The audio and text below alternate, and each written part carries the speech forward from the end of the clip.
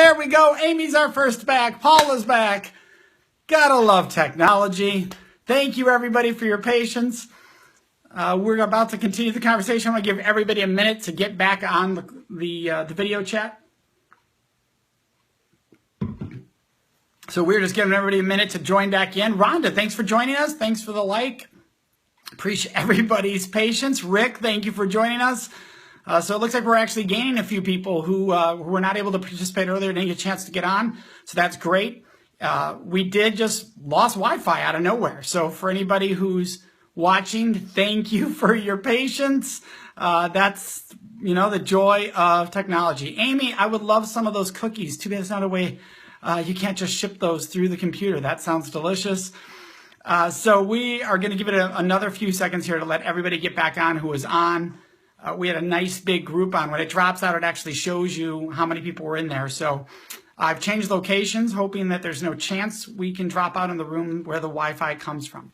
So if Phil's back on, maybe he'll be able to teach me a trick around avoiding that from happening in the future. So we're going to continue with that conversation where we were. And I know Rick's going to be able to bring some perspective here too, as an individual who has a lot of law enforcement experience in sensitive crimes.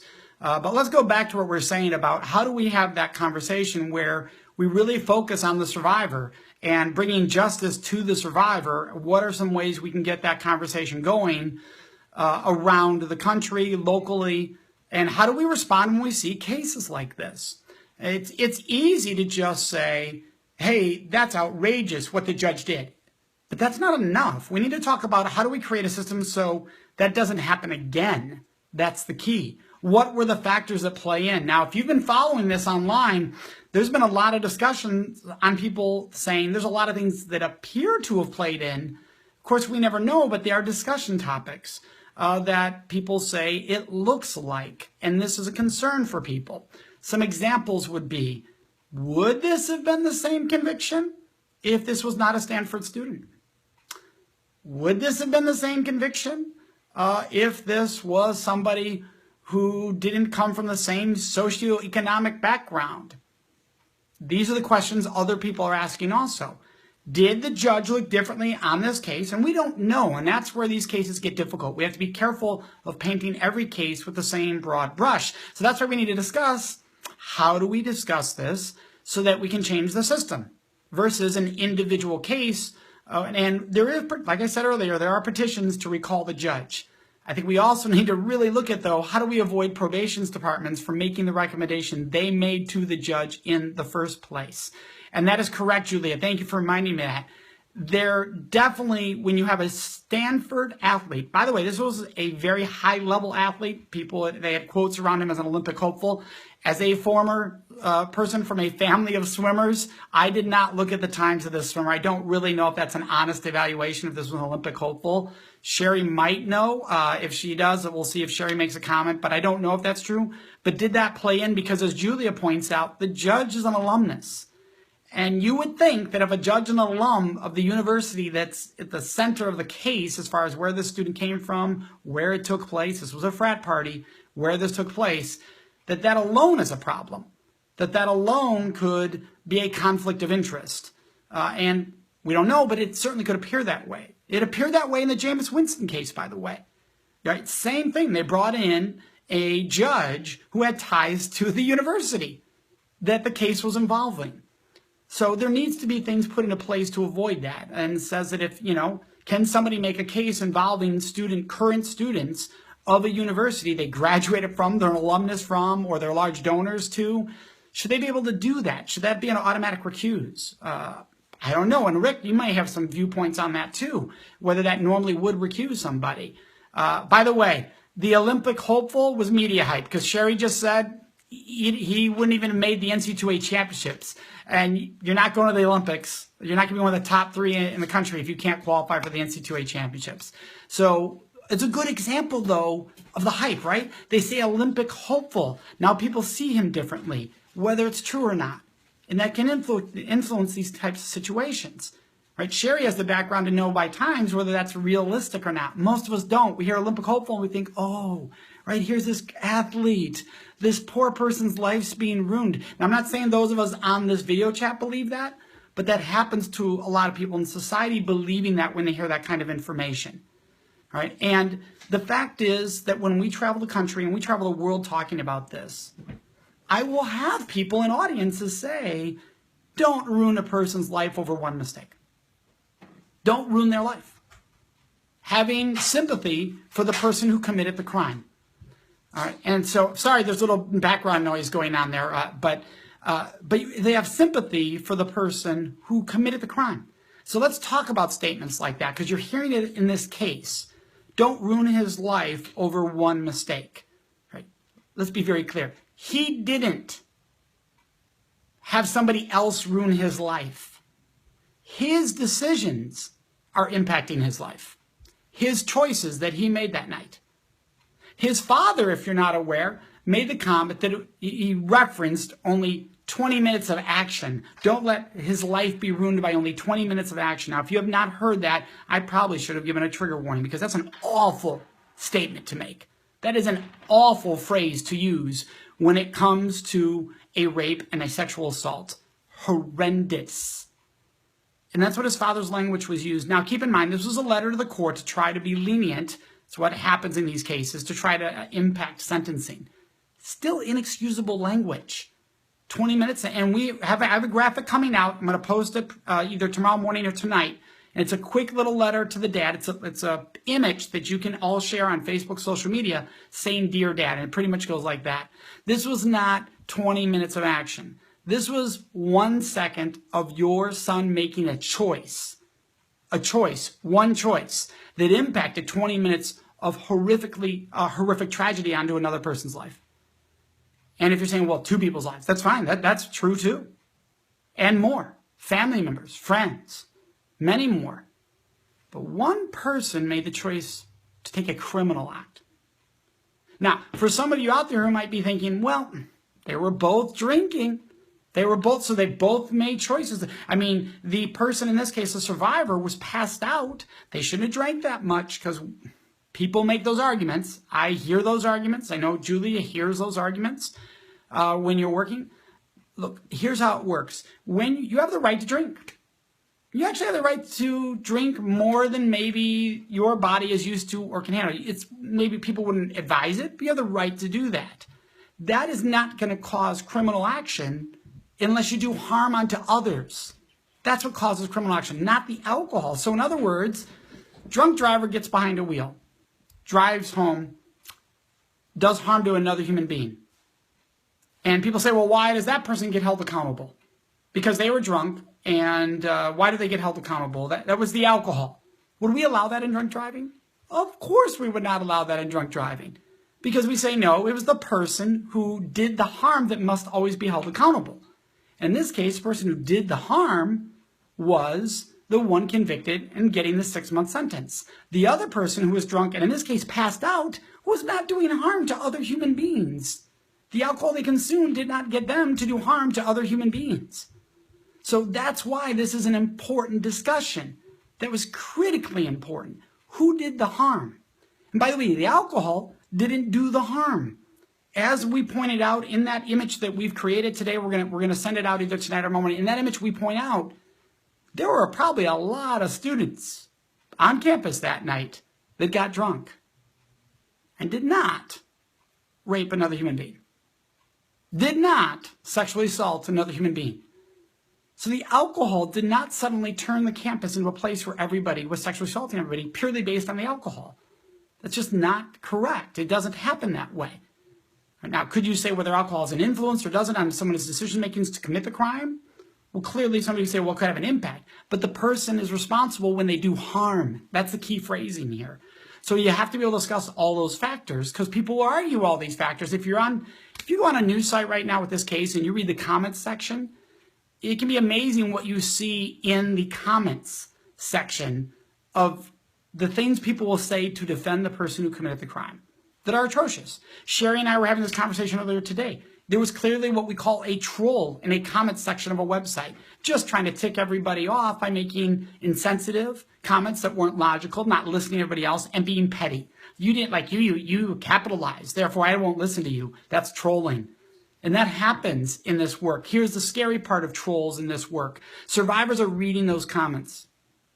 Survivors are seeing, unfortunately, sometimes more trolls commenting to those articles than people who care deeply about survivors, than the majority of Americans who know what's happening in this case is wrong. But that's not what's represented. So people are reading the news, and survivors might be thinking, I want to read the comments, see what people think about this case. And they're reading horrific statements, could be doing more harm to survivors. And so that's important for us to understand all the harm that's being done by this one sentencing. It's rippling everywhere. How about the survivor that is not a survivor right now? The person that 2 months from now is sexually assaulted on their campus, and they remember back to this case and whether they're going to go forward or not. And they think to themselves, is it worth it?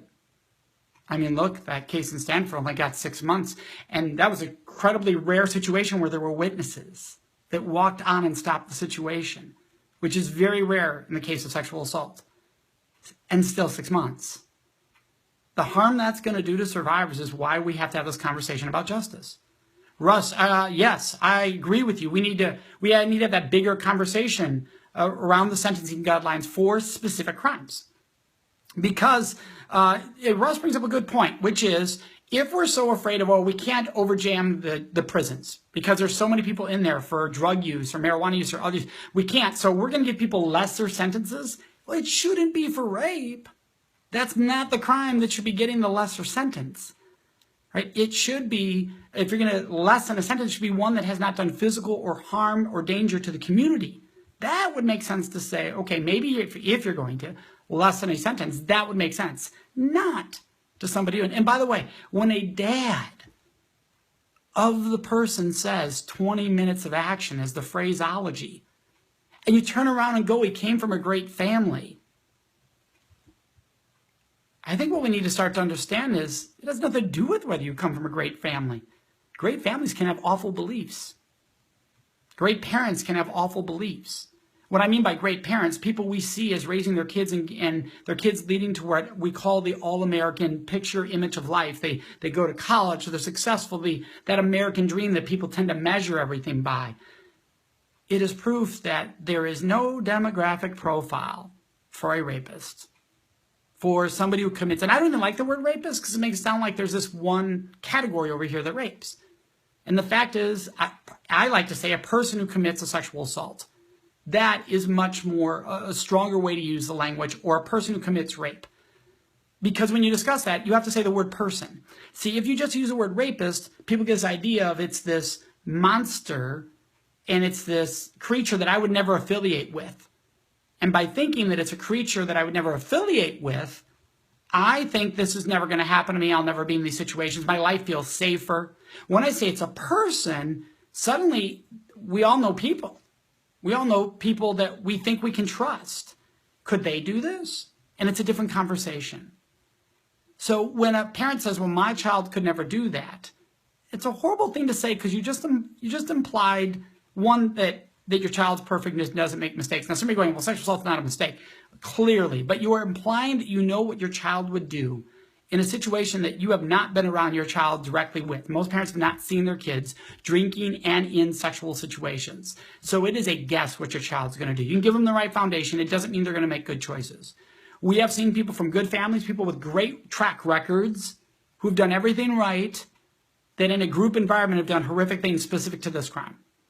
So we need to be careful of also the language that we use there, because when we only use words like rapist, these kind of cases, suddenly people go, well, he's not the picture of a rapist, because they have this image in their head that they can't get out.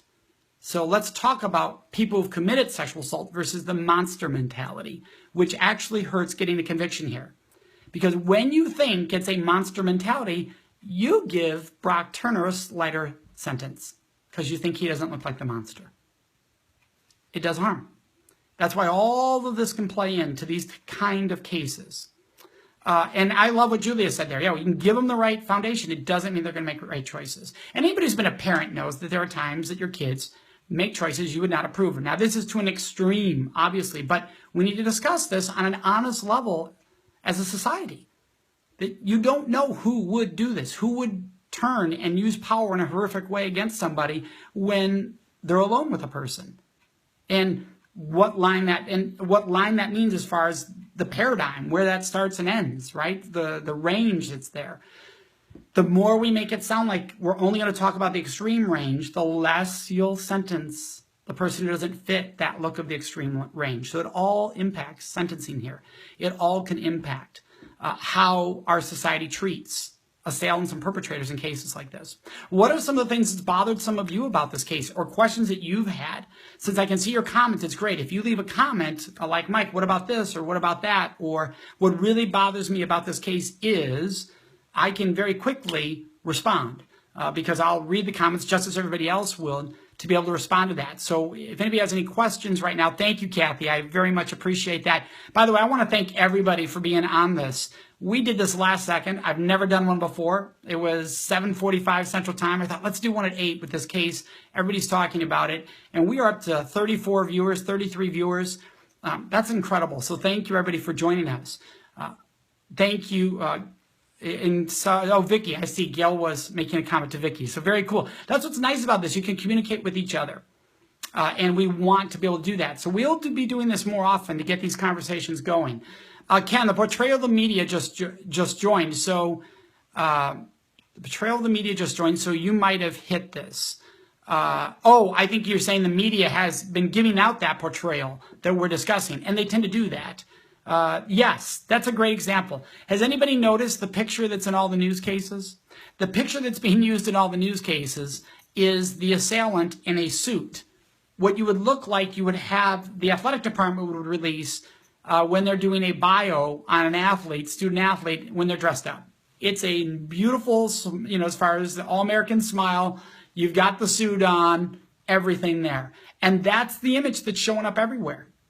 It's not the mugshot, as Ken said. It's not the image that's different. Now, I want to be clear and say that even if it was a shot of him at a party or not making him look his best, people would play that image the way they want to play it and say, look, because he drinks, he's this person. It's amazing how quickly it can slant both directions as far as that goes. Gary, I'm glad you brought that up because that's the last part I wanted to discuss, which was, we already discussed the dad's comments. The survivor's comments. What an incredible example of strength and courage. When we talk and we travel the country and talk about the strength and courage inside of survivors, this case is a shining example as far as showing that. You don't want to say any sexual assault case is a good case to teach something with, but since it's happened, the survivor's letter that is given to the court, that was read in court, by the way, prior to sentencing, is incredibly powerful, amazingly powerful. And by the way, a lot of survivors have written incredible letters like this one. The difference is it's not covered in the media. The cases that typically happen, the media is not paying attention to. Often the cases the media pay attention to are the ones that you're hearing about the stranger in the park that has been a serial rapist. For years, that's all you actually heard about. Nowadays, you tend to more hear if it's a celebrity involved. And so what happens is you don't get to hear the profound strength and courage inside those survivors. This letter reveals that, really shows that. Now, I do have to say, and you're right, Jennifer, Jennifer said, hey, the judges already got their mind made up when they walk in that courtroom and those letters are written. And that's the farce right there. Right? Because it shouldn't be. If we're going to say, let's hear from the survivor, nothing should be decided in theory until that occurs. Otherwise, you're doing it purely in gamesmanship, that you care about the survivor, but you're not really taking them into consideration. So I'm really glad you brought that point up, and that's really important. But we need to understand that when we look at the survivor's letter, imagine how many other survivors that weekend who never got to write that letter. And why that letter should mean so much, and why it should play a heavy role in the choices that are made. Because some are arguing, well, he really showed that he was sorry, which, by the way, he never admits committing the crime. Never outright admits committing the crime or acknowledges that. Prosecution team has said that over and over again. But they say he really showed remorse. That was the word, remorse. But the remorse that was shown should have been felt most by the survivor, without a doubt. And so it'd be one thing if the survivor walked in and said, based on what has been said to me by the assailant, by the perpetrator, I believe he is remorseful and therefore I believe, and had asked for a lighter sentence. This is a different discussion. But that's not what happened. This survivor came in and read a letter that was incredibly powerful, courageous, and then by all means, when you look at the sentence, appeared to be ignored. That's the saddest part about this, and it's why we wanted to wrap this up in focusing on the survivor and the strength of survivors. Because when it comes to sexual assault and cases of sexual assault, that is what we should care most about, the survivor. And really making sure they get justice. And that's how we started this, was talking about that, the justice, and was justice served. And the survivor should be the center point of that. And yes, I know we need to be fair and reasonable based on the crime and everything that occurred, obviously. But we should be looking strongly at the survivor to see, was justice served? And as Paula said, yeah, how remorseful are you if you won't admit it? Think of each of us. Now, some of you might be thinking, well, if you admitted it, well, then that would have made sentencing easier to convict. So in other words, we're making our point, aren't we? I'm so sorry I did something that I don't want to take the accountability that I should have to take for that decision I made. That's not remorse. All of us have made mistakes where we felt horrible, and hopefully all of us have looked that person in the eye, told them how awful we felt about what we did, and we're very specific in what we did wrong, and owned it. And by the way, the person could still choose to say, okay, I appreciate you saying that, or not say anything, not accept it after we do all that. But you do that. You apologize because it's the right thing to do. And by the way, if we're arguing this is such a fine young person, such a fine young man, and we don't want to ruin his life, why didn't he show that respect for another human being, even when it was all done? Why didn't the survivor feel that in this case? And that becomes pivotal. And so, by the way, Jennifer's comment was they aren't allowed to leave prison till the survivor allows them to make that choice for them. So, Jennifer, if you could maybe be a little more specific on that, because I believe from the case within our own family that occurred, that the survivor gets to make a statement before somebody is released, like parole and all. But that doesn't mean that the statement dictates what actually happens. You hope it has an impact, but it doesn't dictate. So every state could be different there that too. It could be that in Michigan that's true, Jennifer, but not in all states. And so that could play a role there. Now, Ken asks, can they ever get justice for what was taken from them? I have met survivors who feel that they did get justice. Not the majority that I've met, that's for sure. And so I can't speak for all survivors, but I've met survivors who said, yes, I got justice. And I've met survivors who said, no, I did not get justice. So can we leave it purely in the survivor's hands as prosecution? Of course not. The judge does that. What I'm saying is we need a system that says we care about the survivor and really truly listen to them. And as Jennifer said, don't predetermine before the day that everybody walks in and reads their statements what the sentencing is. And another thing, it shouldn't be read all the statements, come back the next day and take all those into consideration after you've heard them. Because some of you might be thinking, well, they might have already read them over beforehand, the judge. No, you should have to hear the survivor. If the survivor chooses to read, you should have to look that survivor in the eyes, hear that person out. Once again, if you really care, you do that for somebody. You look them in the eyes, you genuinely care about them, you do that for them. I want to thank so many of you for joining us. Looks like we still have people joining us. Thank you, Tracy, Scott, and Scott for joining us. It's been wonderful. What we're going to do here in the final minute here is if anybody has any questions, go ahead and put those in the comment. Steve, I'm just reading your comment there. How can we make this go? Oh, was there a discussion of how we can make this go away? What might there have been a discussion that between attorneys, and what's the easiest way to make this go away?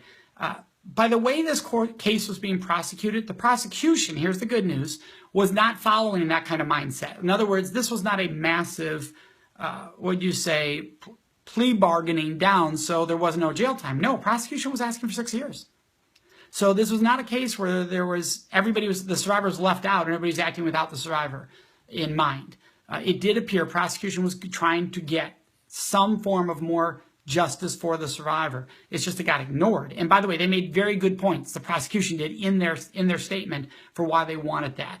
And so that is important to know for everybody out there listening. I want to thank you for joining me. Here's what we've got. If you're interested, we've got a video, a YouTube video about this right now on YouTube. You can go to youtube.com/datesafeproject. You can also just look down my profile on Facebook right here on my page, and you'll see the video. And then we have an image coming out, a picture that you can share on Facebook that says, Dear Dad, and it's just very quick, very to the point about the dad's comments today. And we've discussed some of those today. Rolanda, thanks you for joining us. We're just about to wrap up here. But once again, there's the video below, and we're going to have a picture coming out with Dear Dad. This has been an amazing conversation. Steve, it's my pleasure to do this. Paula, thank you. As you saw, Paula said, love you, cousin. That is a cousin of ours in Illinois, so thank you. Oh, wait, we got a question, Steve. My question would be for Mr. Turner. I wonder how many conversations he had with his son growing up about consent and sex in general. Great question. And here's maybe even a follow-through to that. How many Americans have had a conversation with their children truly about consent? I mean, truly about consent. You know, where you sit down with your kids and you talk to them about the exact language they use in situations, how they listen to their partner in a sexual moment, how their boundaries sexually are theirs to own. In other words, not shaming sex, but actually empowering your children to make good choices, to respect their partner's choices, to know they always deserve to be honored. Great, great question there. So thank you for sharing that. And this has been wonderful. I look forward to more live video chats. Hopefully it will not be because of injustices occurring like this. This isn't the reason we want them, that's for sure. So I'd love to hear what you'd like us to discuss on future chats. That would be fantastic. So please feel free to do that once this is posted and there's a comment section or on my page so that we can serve more and give more of these opportunities to have a discussion. I look forward to that very much so. Thank you, everybody. Thank you, Vicki, Steve, everybody that's still on board right now. This has been an incredible conversation. An hour long we've gone, even with the break of the internet going down there for us for 1 minute. Thank you, everybody, for returning. Have an amazing night.